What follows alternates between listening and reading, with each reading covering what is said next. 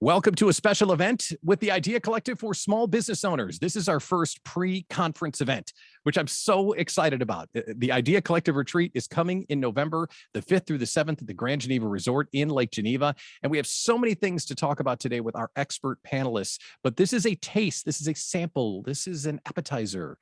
Some French word I can't think of to give you an idea of what we're going to do with the retreat and the kinds of conversations we're going to have.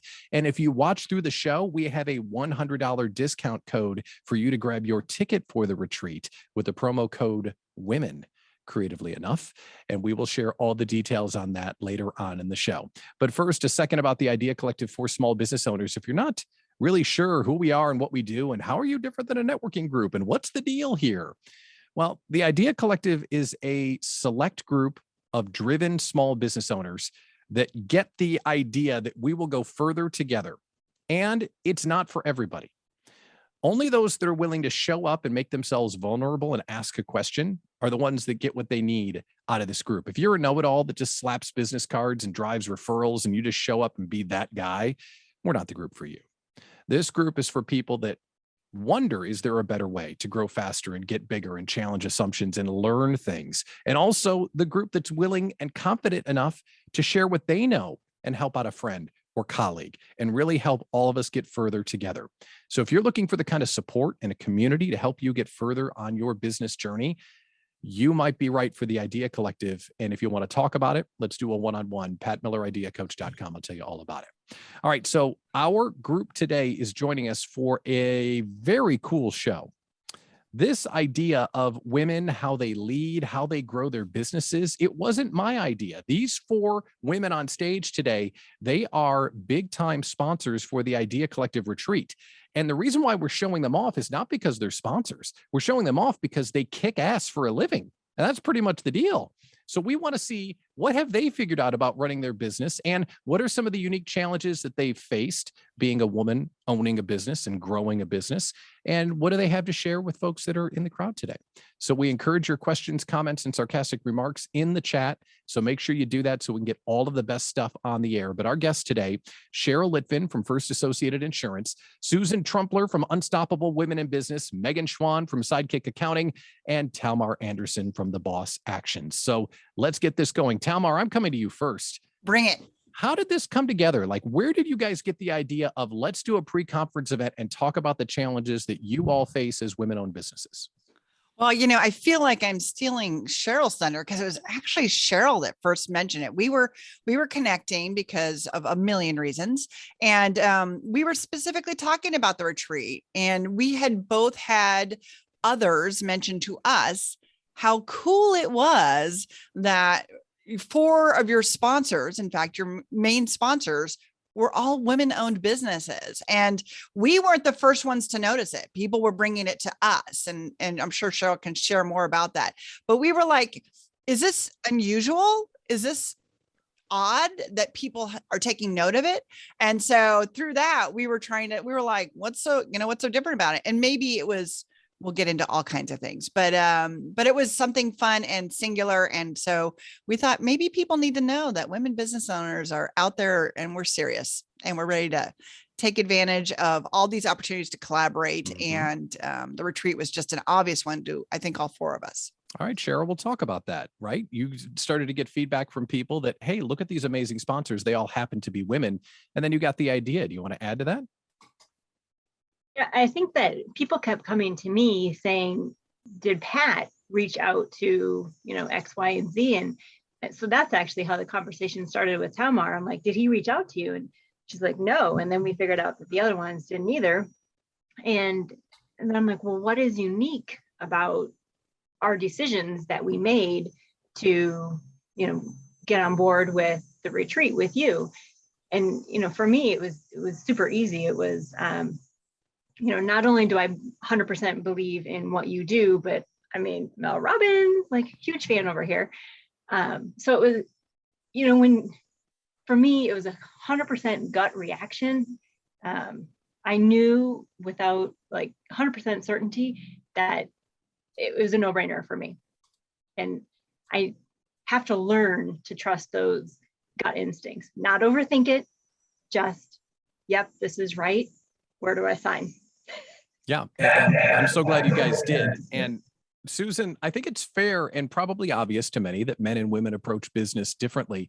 But what are some of the situations that you see in those differences, how a man or a woman might look at the same opportunity? So interesting, Pat. Other than anatomical differences, we also are built and wired differently in our brains. And so what we're able to do when we think about it, a man is wired to go out and hunt and kill and bring back the prey to the cave. Okay, that's what they're wired for from the beginning of time. Women are built for community. Women are back in the cave going, oh, let's make everything nice. Let's make sure everyone gets fed. Everybody okay? Everybody okay? Everybody. So that is kind of the microcosm of the way that we approach business as well. And that's why I think you've got women sponsoring here, because we saw the opportunity to create community, and it's like, oh, I'm in like at the highest level. It's just like no brainer. That's an interesting way to look at it. And I never really thought about that scientific, or at least the perspective of how men and women look at it differently. Cheryl, when you made the big investment, right? Because I mean, it wasn't $2, right? You all four of you have made significant investments to make this happen. And let's just stop for a second. If it wasn't for Bank 59, who's our gold sponsor, and you four, there would not be an Idea Collective retreat. So I think we just need to pause for a second and just say, you four saying that you wanted to do this is why Mel Robbins is coming. And I'll be very clear. If you four had not said yes, we would not have Jesse Cole, because Jesse Cole was an add-on when I felt like we could break even on this whole endeavor. So I just want to stop for a second and say thank you to you four, because I literally, physically could not do this without you. So Cheryl, let's talk about that big decision, right? You said it was kind of an impulse to do it for this particular decision, but how do you think about other big investments and risks that you take in the business? I am not a risk taker. Perhaps that's the insurance side of things. I am typically a analysis by paralysis kind of person. I think, I look, I analyze, I spin it all the directions. But ultimately, if I'm looking back at my track record, the things that felt right to my core are the things that I've been most successful at. Whether it's coaching, I've actually never been a sponsor for anything. So mostly I can relate that to just coaching. So when it feels right and keeps you up at night at 3:00 in the morning, you're like, should I do this? The answer is typically yes for me. Yeah. And I need to get out of the risk management part and just go trust and believe. And that intuition, making sure that others are accounted for and having that feeling that it's the right thing, that might not be as common in the way that I make a decision or a guy makes a decision. I'm interested to hear from Megan, because Megan, you're running a fast growing accounting firm, which means not only are you riding the wave of your business going to the moon, you also see inside the books and operations of your clients. So do you see a difference in the way men and women make decisions around money and risk? Yeah, I would have to say this conversation has kind of brought up looking at it a little bit more, but with looking a little bit deeper, I do see that there is a little bit of a difference between men and women and how they approach their numbers and their businesses and the risk that they take. One of the things for sure is I think women question themselves a little bit more, at least initially, than men do. But I think on the flip side of that is that women also sometimes are more open to advice and counsel sometimes than their male counterparts. So it's interesting to kind of see how that is. I think it's also dependent on what level of business they're in, though. Sometimes people that are rapidly growing or have been in business a long time are just automatically more open to the community and to being open, because I think that's just part of the journey of being a business owner, is really having that collaboration and support around you in different areas. So it is very interesting to see.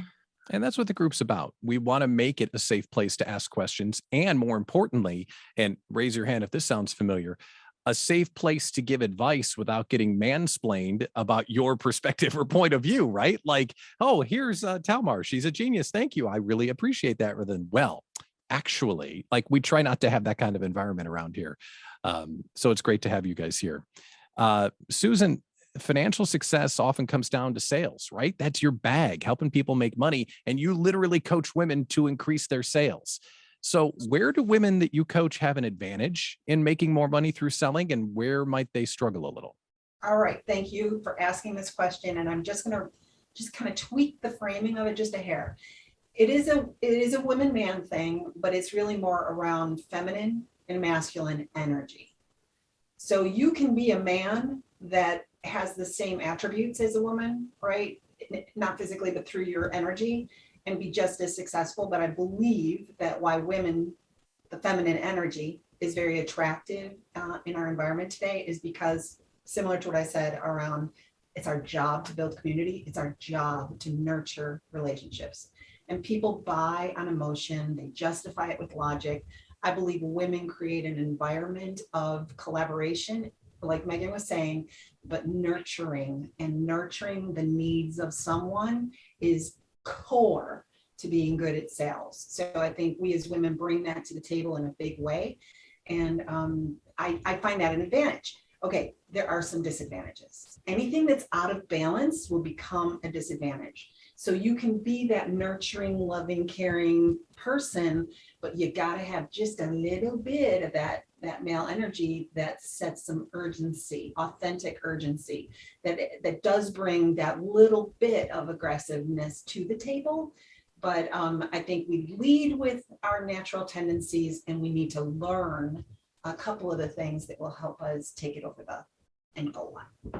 Interesting that you say that. And Cheryl, I want to ask you, one thing that I think sets the four of you apart is that you do have that edge as far as let's do some business, right? I'm here to do what I need to do to grow and build great relationships, like Susan was saying, but you're asking for the sale. Is that a learned trait for you, or is that a natural trait for you? Totally not natural. I am 100% not natural. Just leave it at that. I don't like it. I want everyone, I come from education. So I'll give you all the facts. You make the decision, but I'm not are you doing it now? Now? How about now? That's not me. Yeah. How about you, Megan? Is that something you had to learn to help drive your business, to ask for the sale and try and drive your revenue? Or was that kind of a natural trait of yours?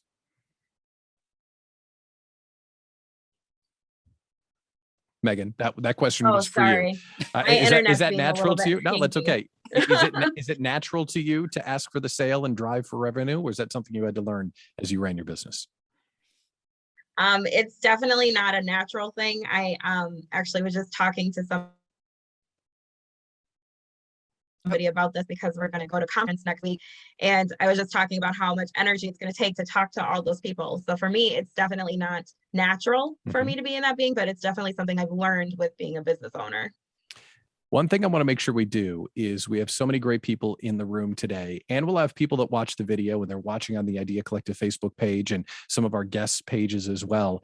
If there's something you want to add to the chat, or you have something you want to add to the conversation, let us know in the Zoom room chat. I would love to bring you on and bring you into the conversation. That could be a woman that has a question or something that they want to share, maybe a point that I'm missing, or a guy that has perspective on things they've observed or questions that they have for these women as well. Talmar, in general, do women dream big enough? Is that a thing? Do women dream as big as they should? Oh, such a good question. I think the limiting possibility for women is that our dreams often start with a fulfillment instead of a number. And that's an oversimplification, but truthfully, I think that a lot of women, when they look for, how will I know I've made it? I feel happy. I feel this. And so it's easier to say, well, today I feel happy, so maybe this is what success is, instead of going, okay, so this is today's happiness. What could tomorrow's happiness include, right? If I have 100 clients today, what could 200 clients, in 2 months mean? What could, my opportunity to affect change for 1,000 clients look like? And I think that because we have a tendency to equate, again, that emotion side or that feeling and sensation side as opposed to the actual metrics and the numbers, right? If I can be happy here, do I need another 100 clients to be happy? Or is this what happiness is? And I should find fulfillment, that magical should comes in, right? Am I being greedy? Am I being overbearing? Mhm. Am I being too aggressive instead of assertive, right? By saying I want 200 or 1,000. And so I think that one of our limitations is goal setting and thinking a big enough number, right? Yes, I want success, and yes, I want revenue. And if my revenue goal is 100,000 this year, should it be 250 next year? Should it be 500,000? Can we say we want $1 million revenue business without feeling that, well, but I'm happy at 250,000. Why should I go for $1 million? And I think that can be a limitation for dreaming big and that idea, if I'm happy here, why do I need more? Limiting themselves and saying, hell yeah, this is freaking awesome. And I want to double it and see what that feels like. And that's, if it's great here, golly, I can't wait to see what it's going to be like there. And that's where I start to really push myself to dream big. But I will tell you, it takes mentors, my team, my peers, 100% going, Talmar, you're aiming way too low. I often try to mitigate my goal numbers, and people are like, oh, no, try again, girlfriend. So lean on your teams, lean on your people, and be willing to go outside that comfort zone all day, every day. It's always more awesome on the other side of that zone. Quite literally a self-limiting belief. And Susan, I got to say, and maybe this is because I'm a dude, probably is, I never have judged my success based on, do I feel successful enough? I've never had that feeling that Talmar is saying, like, okay, this is good. Am I good? Like, to me, it's always more is better. I never stop to think, am I successful enough? Is that something that you find when you're coaching women? Oh, I think no, actually the women have almost the overarching umbrella over their head. Am I good enough? I don't know why, but at the very foundation of their souls, they're always wondering, am I a fraud? And am I an imposter? Who am I to think that I can go to that next level? And I think, I don't know why, but I'm just going to say that as young women, we're taught not to brag or be boastful. We're taught to be quiet and, just stay in your place. And I believe that part of our DNA is one of those things that we need to consciously be working on always in order to reach that natural level that a male just is like, yeah, of course. Yeah. What the heck. All right. So I want to do something that I wasn't planning on doing, but I think it would be instructive. And I want every woman on the call that's willing to do it. I want you to think about one thing you did that was awesome. And it can take 3 seconds to share it. But what's one thing that you did that you're super proud of? Because you're right. It's like, we did something great and I'm going to tell people about it. I don't need to be humble. I don't need to sit behind what people think of me. So I'm coming to you first, Cheryl. Give me one big win that you've had in the last year, because I want a big old thread of ass kicking women on this call. Is that a thing? Ass kicking women? Is that my second heavy metal album? Yeah. That's the name of my album, Ass Kicking Women. All right, Cheryl, give me something great that happened to you. I think, so when I said I don't like asking for the sale, for me, it's not when I get that part or that far, I know I'm going to be okay. And I know that I'm going to get it. For me, the biggest accomplishment is finding the customers I want to work with and saying, can I work with you? Or would you be open to a conversation? So that like initial step, it's changed my entire business. That's awesome. Megan, how about you? Big win. Give me one big win. Big win. I think that we grew during the pandemic was something I was really proud of. That's awesome. Talmar, how about you? Well, because you said limit it to a year, my big one was that I had a client from 2018 reach out to me this year, just like a couple months ago, and email me and let me know that the work that we had done was just coming to fruition in its completion. She was just hiring her 10th person for the organizational chart we had outlined way back then. So my big win is knowing that it's, you know, it's repeating and that it's doing the things it's need to do for my clients. So there was nothing better than waking up to that email that morning. I love that. All right. So we've given everyone in the chat long enough to think of a big win, but Susan, we have to hear yours before we go to them. Give us something good, some big win you've had recently. Oh, big.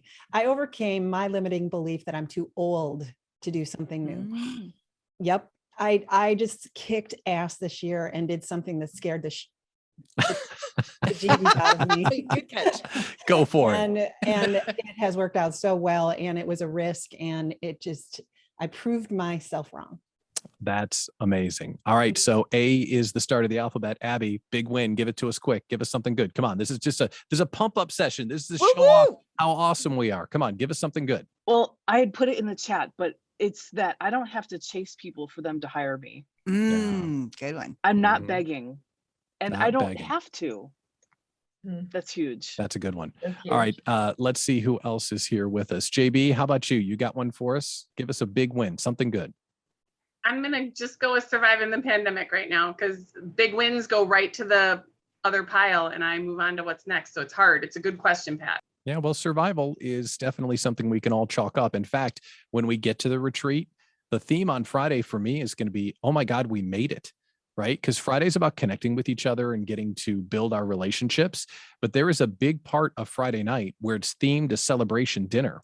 And the Friday night of the retreat will be designed specifically for the last 24 months have been crazy, and we are all here to tell about it. That's the theme of Friday in general. We have the Aussie bookkeeper with us, and I'm really excited about that. Julie Callahan, who's coming to the retreat all the way from Colorado because she's epic. All right, Julie, tell us something good that happened to you. My last year, the pandemic, I was on track to make more than I've ever made. And then this year, by June, I had already doubled the last year. So my business is going crazy and I'm just trying to stay afloat. Oh, that is amazing. All right, very good. Lori Wood, you're next. Tell us something good. Come on, something good that happened to you. Automating our payroll system. That's good. More manual time cards.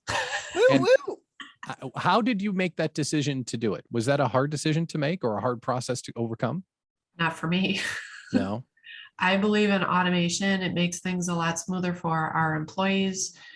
Had some hiccups, but otherwise it's so easy. And we're now taking it to the next step for automation in regards to being able to sign in on their phones instead of having to be on their desktop. So I'm very excited about it.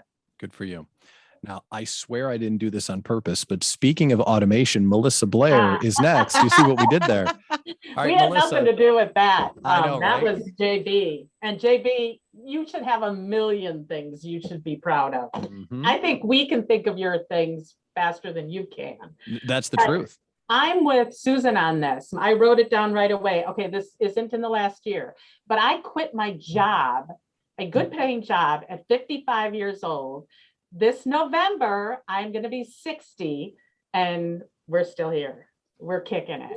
So I like you, Susan, it's like age is just a number. Wait, hold on. We're still here does not accurately describe your business. It's exactly what Talmar was talking about. Nice to call her out. I love that. Now, seriously, let's say in year one, you did $100. How many dollars are you doing now? You've grown multiple times since this 5 years. 2020, this will tie into the thing. We 3 times our income in 2020. Yeah. Nice. 2020 was the year we took off. And so yeah, I'd have to look at my numbers to find out where we are this year. And we're definitely ahead, but I don't think we'll triple, but right. Who am I? I should say we're going to triple it because I do struggle with the whole thinking big thing. Yes. And that's part of the reason why I wanted to go around the horn here. I got a couple more questions for our panelists, but like what you just did is the reason why we're having this conversation. Mm-hmm. Oh, we're still here. No, we're living like there's going to be a 51st state soon. And Melissa Blair's the senior leader of it. It's like, we're not even kidding around. So that's great, Melissa. That's awesome. Thank you. Let's see, Susie and Teresa. I'm not sure if either of them can come on. Those are the other two women that are on the call. And if I miss someone, please let me know in the chat, because I want to make sure that everybody's included. And they just might be monitoring. So if they can't make it, that's not a big deal. I do want to go to Lynn Karazi, though. Yeah, I go was going to ahead, say, Talmar. hang on 1 second. So because I don't want to end only on the feeling side of it, I will also share that Boss Actions has already earned and generated more income this year, and actually had by the third month of this year than it did all of 2020. And 2020 wasn't a horrible year for us. We were fortunate. So it's about the numbers too, people. But yeah, I do like delivering for the clients. That's amazing. Let's see, Lynn Karazi, I wanted to see if you would come on here because Lynn put something insightful in the chat. So Lynn is a guy, right? And Lynn, what was your observation on the chat? Because I thought it was good. You know, when you talk about all the challenges of starting a business, finding customers, getting yourself known, trying to figure out, am I good enough? Should I be doing this? Oh my God, even today, I still think, do I have a viable product? And so a lot of the same things that is being shared by the women, like I'm feeling the exact same thing. Mm-hmm. And it's every single day. And it feels like, yes, I'm in this now 2.5 years and things are good. Should they be further ahead? And you still have the same thing of like, you know, working for somebody else. I was I was valued at this. Now I'm earning something less than this. Am I less of a person because of that? Mm-hmm. So these are all things that, you know, I think sometimes when we look at the differences between the men and women, whatever way, when it comes down to it, we probably find that there's more similarities than there are differences. I'm not saying that there aren't, just trust me. You know, my best friend is in some ways my complete opposite, and she also happens to be my wife. And so, you know, and I know that there are different perspectives, and I appreciate those. But man, I've been listening to all the stuff that you guys have overcome in your success. I'm 3 steps behind you, still waiting to catch up with all the women in the group. Well, we're here for you, right? We're all working Yep. together, and your success has been great too. You went out on your own and now you're doing great. And we're glad that you're here. Yeah. When we speak of success with the folks on stage, Megan, I think dollars to donuts, your company's growing maybe the fastest out of anybody in the entire Idea Collective. How do you keep track of what success looks like to you? Like, I'm sure you're having to rewrite your goals because you're growing so fast. How do you keep your head straight as far as where the company is growing and how you're handling the growth of Sidekick Accounting?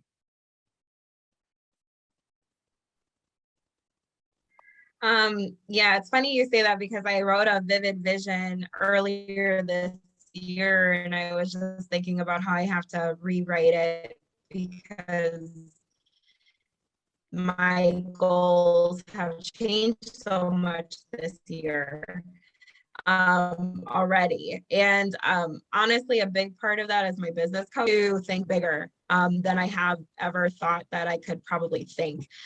So like with the growth this year that we've had, I was going to hire 1 bookkeeper. He was like, you know, maybe you should hire 2 because you're on track to really be growing a lot this year. So I was like, okay, I guess after thinking about it and talking to my business manager, she was like, yeah, let's do it. And so we decided to do that. So we have 4 bookkeepers now. And then this year too, I just kind of reevaluated like, all right, where is my time being spent and where do I want it to be spent? A lot of it was spent under taxes. I don't like doing taxes. It's like my least favorite thing to do. And so I was like, okay, so, and as a result, my sales funnel got a little bit dry because I was under a rock doing taxes. So it just kind of spurred me to like, okay, if I want to get to where we want to get to, and at this level, I have 6 employees right now. I can't have a dried up sales funnel. Like I can't do that at this point in business. So what do I need to do for that? So now we're hiring a sales and marketing person and a tax preparer to kind of fit the pieces that I can't do myself to be at the level that I want to get to. And a lot of that goes back to wanting to be there for my kids too. Like I have 4 kids. I'm a solo mom, so it's just me. So being able to have the time and availability for them and to be able to go places. We went on a lot of little trips this summer and it was a lot of fun and my team was able to handle it. And it was just really cool to kind of see like my goals are to have a bigger reach to impact more small business owners, but it's also to be there for my family. And so just like, how does that look for me, and how does my business need to show up for me to be able to do those things and to have that reach and to be there for my family? And the answer to that was to expand, to bring more people into our team and to be able to have more of an impact. And that was just kind of where it is. And I mean, like, if you would have ever told me I would be at this place hiring 4 people in 1 year, I would have been like, you're crazy. Because it is super crazy. And it's a little bit of a calculated risk. Like, I'm not quite to the point where I'm like, oh yeah, I could hire these people all at the same time. But I think that's what it is.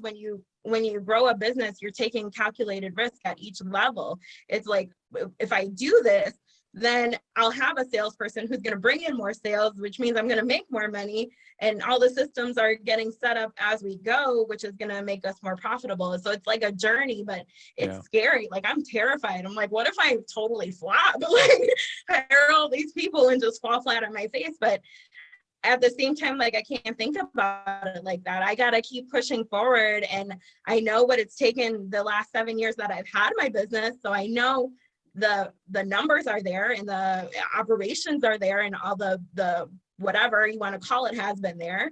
So I got to just keep pushing. If I keep pushing and keep pounding the pavement and all that kind of stuff, the growth is going to come with it, just because that's just what has happened with me barely trying, like I used to say. So it's going to just keep coming. And I think a lot of that, as you attract who you want to work with, and you learn as you grow, and you bring, you grow this community with people, and it's exciting, but it's scary at the exact same time. So I try not to think about it too much. I just kind of keep pushing forward. And that's kind of how I keep it all on track. I love the reminder that more free time comes as we grow, not as we stay small. And I think that's a good thing for all of us to keep in mind. I think it would be the most male thing of all time just to get 4 women on a panel about women in business and do nothing but ask the questions instead of turning it over. So I'm going to go to Susan and say, okay, what haven't we talked about yet that you want to talk about? Because I want to hear from you 4. Where do you want to go next? Because there's a lot we haven't talked about yet, and I want to hear where you want to go next. Oh man. Susan, I have a question for you. Okay, go. Is that okay? Good idea. Absolutely. I want to take questions. So Susan, I was really intrigued at how you were sharing that, a big piece of that, limitation for some of the women business out there, and Lord, if not all of us, but I'm going to allow that somebody's way past me and their management of limiting beliefs. But so how did you get into that strength? Would you be willing to share how you personally, what was your aha moment, or how did you get yourself comfortable to be in the space of understanding that we have to do the ask, and we're going to be more successful and get to the things we want? How did you personally get past that issue? The ask in the sales offer, or just? Well, you were originally talking about the sales offer, and then you brought it back to the self-worth issue being such a fundamental issue for everyone. Yes. And so I thought if you'd be willing to share, we would all want to hear that. Okay, cool. Yeah. So here's the thing, guys, it doesn't happen by accident. It is a process that you have to intentionally work on. And I'm a part of me is a mindset coach, because I think sales, 90% of success in sales is between the 2 ears. So I had to take my own medicine and be able to really understand. And this is the most important thing you can hear right now, you guys. The most important thing is the thought going through your head, a story you're telling yourself, or is it a fact? And when you can answer, Pat got the boom. And let me just say 95% of the stuff going through your head it's story. I always have to edit myself. It's story. And once you start looking underneath the story from where it's coming from, and you're able to see that clearly, then it's just, how do you make the shift to not let that story rule your emotions and your actions? And that's the success of it. But it takes work. But did you have a moment where, like, was there an opportunity you missed that you knew it was the story that kept you from going? Or was there somebody who kicked you in the pants that said, look, you're creating your own chaos? How did it come to be that you were like, I can take better control of this? Yeah. Well, just the example of how I started Unstoppable Women in Business. I was faced, like, I have another business It's running, it's on autopilot, all good. Life is good. And then my business partner said, I think I'm pretty much done here. And you can buy me out, or, I'm like, whoa. So I think sometimes there's a trigger event that puts you into a place where you have to make some serious decisions. You can't put it off any longer. You're not sitting there going, well, things are kind of okay. You're like, okay, I have to make a decision. And then you start that's when the stuff comes up and you're like, whoa, what is this all about? So it's looking for that trigger event that takes you out of status quo, that raises up the discomfort, and then you start poking around at that discomfort to find out what's true and what's not true. I love that. Let me jump in for a second, Talmar. Susan, can you just one more time go back through? It's a story or a fact. Most of the time it's a story. And can you just talk about that decision tree one more time to try and diagnose whether it's a story or a fact? I know you just touched on it, but I want to get really clear on that, because we've all been staying up at night. We've all been worrying about things that never come true. We've lowered our prices when it wasn't necessary. We haven't called for the third time when we thought they might get mad at us. Like, we've all done those things. How do you diagnose between story and fact? Yeah. So here's the thing, guys. A story, or let me start with fact. A fact is something that everyone would agree to. Everyone. It's like in a court of law, you're standing up there and you are saying something, and every single one of the jurors is going, that is true. That's a fact. Everything else is story. And 90% of what gets us in our knickers in a twitch is the story that we tell ourselves, because not much of it is fact. And then if you can make sure that it's a fact that you're acting on instead of a story, then you can disregard the story because you're getting in your own way. Exactly right. The story is what creates that negative emotion, that like, oh, I don't know. Okay, let's go to, and you got to have examples, like specific situations. Okay, so I gave that guy the proposal the other day. He said he was going to call me, and I know for a fact I'm too expensive. Really? You don't know that for a fact. You're making up a story. Why? And you have to just keep asking yourself, why am I looking at it that way? Why? Because that story is driving you to a certain action, which is avoidance and, self-beating up. And it's like, it's not true. So what's the risk of challenging that story? That's a great way to diagnose it. Thank you for that. Cheryl, let's go to you. Do you have a question for someone on the panel, or some topic that you want to make sure we cover that we haven't covered yet? One thing I thought was fascinating. So I 100% agree with pretty much everything that the women have said. That's me to a T. I'm always worrying about just all the stuff up here. But it was fascinating, Pat, when you said, I just want more. And it's just like cut and dry. But then Lynn was like, no, I'm more like, everyone else. So what's different between Pat and everyone else? I'll tell you, the way that I think about it was my corporate life, where the only way that I could get what I needed to do was to continue to grow and prove my worth every day, because I was given a set amount of money. I had to outperform what they expected from me, or I didn't have a chance to earn a greater incentive. And that was kind of beat into me. So now that I'm out on my own, it's like, hey, I could take Fridays off and golf, but I don't. Why? I don't know. It's just, it doesn't compute for me yet. And it's something I'm trying to get to, trying to take weekends off, trying to take my foot off the gas, trying to be comfortable with my goals while still being driven. But at least that's the way that I've always been trained to think, is there's never enough, because that's the only way that I could get an extra cookie, at least in my corporate life. I don't know if that's a good answer, but that's why I think that way, Cheryl. So do you think that, like, I don't think I'm money driven. Again, what Talmar said, I'm more, success, happiness, fulfillment, all of that. And the money is just, cool. So that means, from what you just said, you're more money driven, and then money will help you bring the fulfillment. It's interesting. Doing what I do is, I am motivated to do a good job because I help people for a living, and I get a lot of emotional currency out of helping other people. I love that. I use money not because I want to get wealthy. It's like how I keep score. It's like, how am I doing a good job? And I count that by money. But my job is to help people that are on the call and in the group and all that sort of thing. But yeah, I'm not sure if that answers the question, but that's how I keep score, at least. Anything else you want to touch on while we're talking about this, Cheryl? Because I want to make sure that we get everything that the four of you wanted into the conversation. Yeah, I think that, you just helped me with, keeping score. Thank you. Yeah, no problem. And cookies. Yay, cookies. And cookie. Yeah. Megan, how about you? Is there anything that you wanted to make sure we talked about today, or a question for one of the panelists while we have the time? I think one thing I want to kind of just circle back on, because I have this issue too, is what JB said about the wins. Like, I tend to not celebrate the wins. And one of my homework for my coach is to write out this past year's wins, because I don't do that. And I wonder if it's just me and JB, or if other people have that. And what do you do to celebrate your wins? I'd love to hear that. Talmar, go ahead. I would love to share. So I do different things. One, I have a happy dance. Literally every time a client says yes, doesn't matter what kind of yes it is, a prospect, I run around, me and the dogs dance, my son and I high five, doesn't matter what it is.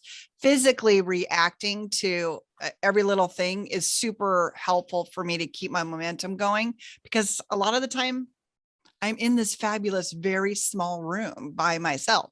So I have to get outside. So I do a physical reaction to all my wins. But for goal setting, I have different goal setting things. So I don't know if you guys know, I do appreciate a good drink once in a while. So I have a bottle of champagne, good champagne, in my refrigerator with a sticky note with one of my goals, right? It's usually a monthly goal, a certain number of clients on a certain product or service that we're selling, or something like that. So as soon as I hit that number, I get to enjoy that. But I try to incentivize myself to have to do something for the win, Megan. And that seems to really help me, because one, I have to acknowledge that I have the goal, which is the thing that I'm really not good at. I'm like, I'll pick a number and just randomly keep going and not think about it. But if I have something that I have to do when I hit that number, when I hit that goal, then, go get a massage, take a walk, whatever it is. But I physically write it down and I put it on a Post-it note so that I remind myself when I've also done York peppermint patties, right? Like, I'll go buy a York peppermint patties, and every sale, I write the amount of the sale on the peppermint patty and I put it to the side. And then I eat my thousands of dollars of peppermint patties, like at one sitting. And it feels really wealthy, right? It feels like, ooh, I'm eating 5 peppermint patties, but how much are they really worth, right? It's a small little thing, but it's a physical win. So for me, I've had to bring it into my physical world, my day-to-day attainable world, so that the wins kind of can compound on each other. I love that. And, one of the things we do in the group, and this is not a blatant plug, but it is a blatant plug. We do a thing on Friday afternoon called the Friday Finish Line. And the entire reason for the meeting is to get together and reflect on the wins of the week. It's the only reason why we do it. Now, I mean, it turns out to be an absolute scream, and we have a total blast goofing around with one another. But I am firmly in this camp that if you don't stop and celebrate your wins, everything sucks. And no one wants to run a business where everything sucks. You forget on Friday afternoon that you made a sale on Wednesday morning, because it's Friday afternoon and you're already looking forward to what do I got to do next week and all the stuff. And it's goofy, but I think that's one of the things that I try and bring to our conversations as a community, is to reflect on the good things in life and the good things in our business, because that's why we're doing it. Cheryl put something in the comments that I thought was interesting. She wants to talk about affirmations and manifestations, because there is a lot of conversation around that. So Cheryl, do you want to get into that? So I was on a call with Jack Canfield. And he, just hanging out with Jack. Just me and him. Yeah, we were on a call This Tuesday. Yeah. And he was like, was big affirmation and manifestation, whatever you want to call it. And I was like, he actually started it out this way, that successful business owners have 5 common traits. And then I did 3 of them, and then 2 of them were this affirmation stuff. And I was like, then he told a story that he wanted to earn $1 million in book sales in a year or whatever it was. And he just started saying it every day. And like literally a couple of days before his date, he had a check for $1,013 or something. I was like, well, Jack can do it. Cheryl can do it. So I started writing out these affirmations, and at first, or manifestations, but I don't know what the terminology is, but I thought, and at first I felt like I was stumbling over myself. I was like in my own head, not sounding confident, all of that. But then, as I kept practicing, and I say the same exact thing every single day, maybe a couple times a day, mostly when I'm in the car, it's working. Mhm. So I don't get it, but it's working. You do that, Susan? I was going to say, I can tell her why it's working. Why? Why is it She wants working? to know why it's Yes, we want to know. No, we Oh, don't want to know. Yes, of Oh, course we yeah. want to know. I'm going to blow all the manifestation coaches out of the water here. Uh-oh. Sorry. Uh-oh. Bring it. All right. Listen, lady, your thoughts are what drives your emotions. Your emotions drive your actions. Your actions drive your results. So if you are saying this manifestation, what you're doing is you're setting that intention or that idea in your mind. It's a good one. It's uplifting. It's giving you commitment. And of course, the rest is going to follow. It's just, that's how the universe helps you out, by giving you that wiring to do that. But it starts with the way you think. That's all it is. I love that. Megan, how about you? Do you use manifestations or affirmations like that? I am not as consistent as I probably would want to be, but I do that. And I do a vision board every year with my kids. January 1st is our tradition to kind of think about what we want to see accomplished for the year. And I think that helps a lot too. How about you, Talmar? Were you holding my them gosh. up? Is that what that All notepad right. is? So this is my latest note. I read it out loud. You have to, like, it can't be like, yeah, I want to be wealthy. Like, I read it to myself every morning when I walk into my office. I say it out loud to me and the dog or whoever's here, and that's it. And I just put it out there. But I will tell you, it's so powerful that I'm actually working with a hypnotherapy person right now to add that component into our bossification program. That I so believe in, your brain working for you so much more than we let it do. So we're adding like a hypnotherapy, affirmation piece to our actual hiring and management and boss life, because it just is science, people. Oh my science, right? It's out there. It helps your brain. It wants to help you. So just write it down, say it out loud, say it again, say it again. You don't have to believe it. Just say it. And it is magic. I'm telling you, it will happen.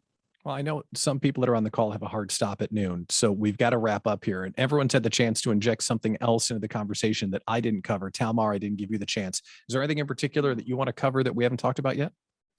I would like to know, because it started around the retreat, of the panelists that are on here, why was it an easy yes for you? Because I got the impression we all didn't think twice. We all signed up before there were any deadlines looming or anything like that. We were quick to say yes.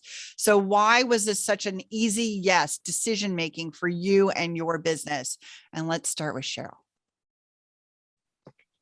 I met Pat, I don't know, 2 years ago, maybe. And I've seen his energy, whatever, like people just like come to him and whatever, his charisma, I don't know what it's called. People often say that about me too, but obviously I can't see it. I've just watched him like pour into businesses, and I knew I wasn't going to be, and that was actually one of the things I said to him too. Like, I don't want to be, the name on your backdrop. I want to be like in this, partnered with you, and I knew he would let us do it. What about you, Megan? Along the same lines, like I met Pat probably around the same time, but what really got me was when the pandemic hit and he started doing the idea slam.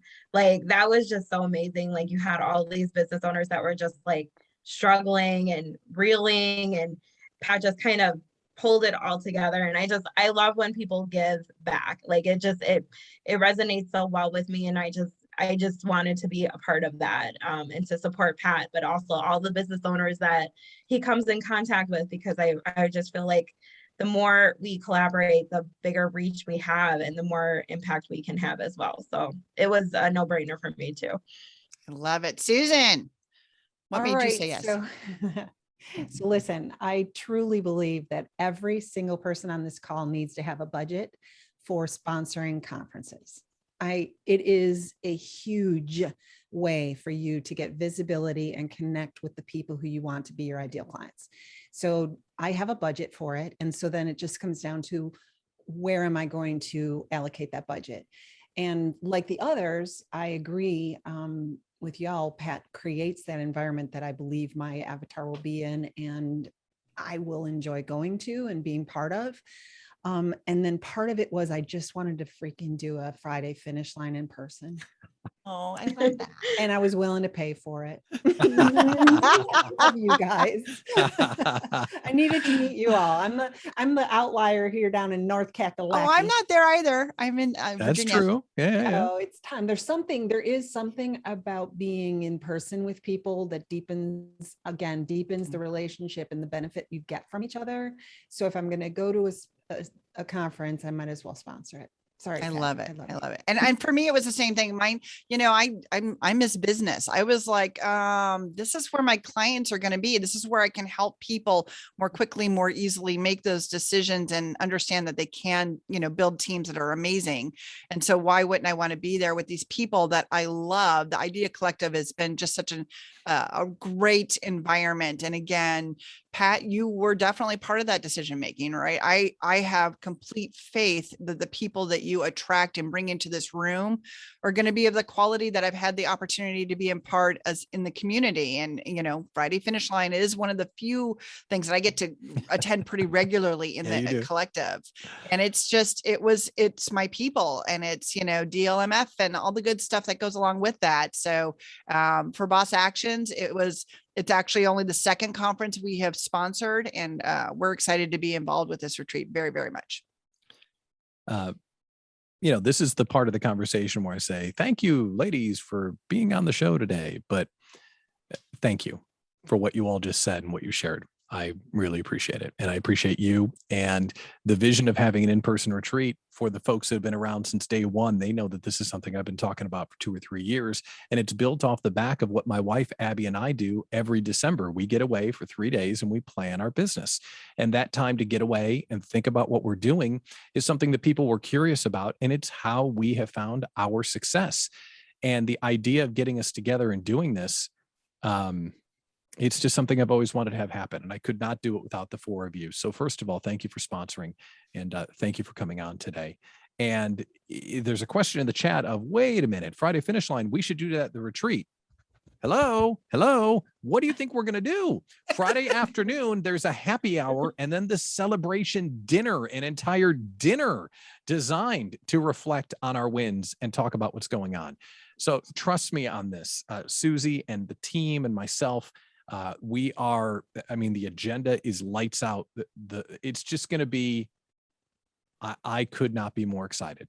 So with that, let me tell you about the retreat. If you have not been to the website to get your ticket yet, this is a sample. This is a pre-con event. So you can see the types of conversations and the things that we're going to hit on at the retreat. What we just saw, that's going to happen in the hallways and in the restaurants and in the coffee shops, at the tables and in the conference rooms. It's going to be 3 days with our people. And we're going to leave there with tight connections and plans for 2022. And we're going to have so much fun. Our face is going to hurt. We're going to be sore when we leave because we're going to laugh so much. So if you are wanting a life-changing, business-altering conference, is really how I think this is going to be. And yes, Mel Robbins is going to be there. And yes, my marketing hero, Jesse Cole, is coming in person. And the speakers that the agenda committee, shout out to you, have put together is unbelievable. We're going to start announcing those here in a minute. It's just going to be great. So if you haven't bought a ticket yet, here's what we'll do. Smallbizretreat.com is the website. Smallbizretreat.com is the website. And we're going to use a promo code called WOMEN when you check out. So there's a promo code slot there for the promo code WOMEN. And if you do, you can take $100 off the ticket price. Now, this is available this week only. And it's up there to honor the 4 of these people that were here today. So you guys are great. And also tomorrow night's night school, where Abby Miller at 6 o'clock is going to teach us how to grow our email newsletter, grow our business rather through our email newsletter. So the theme this week is women. We have a $100 promo code at smallbizretreat.com. So go use that at the website and grab your ticket before it expires. A big thank you to our guests for coming on today and for you for staying with so many great comments in the chat. It's been an honor and a privilege. And we're going to have another pre-con event coming up in September and one in October as well. I'm Pat Miller, the Idea Coach, founder of the Idea Collective, and we'll see you November 5th in Lake Geneva, Wisconsin.